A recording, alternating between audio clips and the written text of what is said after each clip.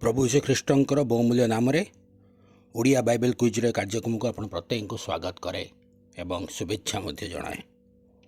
प्रश्न उत्तर माध्यम आम वाक्य को ध्यान करुछु, यात्रा पुस्तक ध्यान करुछु, अनेक विषय आम शिखा पाऊँ। तत्सहित आम मैंने विगत दिन मानक आदि पुस्तक समाप्त करूँ। आपण मैंने जो मैंने चैनल टी को सब्सक्राइब करना चैनल टी को सब्सक्राइब करनियंतु, जहाँद्वारा आप सहजरे आमर समस्त प्रश्न उत्तर गुड़िक निज मोबाइल रे पाई परिवे। तत्सहित अन्य मान को अंशी करांतु। संडे स्कूल छात्र छात्री मान को उत्साहित करंतु, जो माने कार्यक्रम रे जोग देबे एवं सेमान को भविष्य रे अति आवश्यक विषय हो पारिबो। गत काली जो प्रश्नटी पचरा जाइतला ता थिला, सदाप्रभु काहा सहित मुखामुखी होई आलाप करिथिले।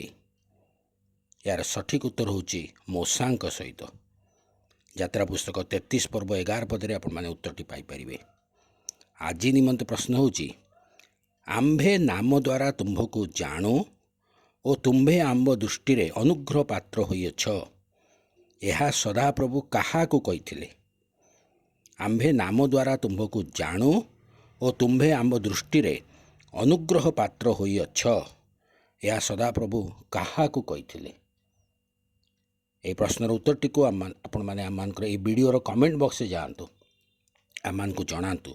तत्सहित अनुरोध करे अन्य मान को उत्साहित करंतु, जेपरि सेमाने मध्ये अंशी हेबे एवं उत्तर माध्यम आम को जनइबे, जहाँद्वारा आम रेस्पॉन्ड पाइबा द्वारा आहरी सुंदर सुंदर प्रश्न करने आम को उत्साह वृद्धि पाइब। धन्यवाद।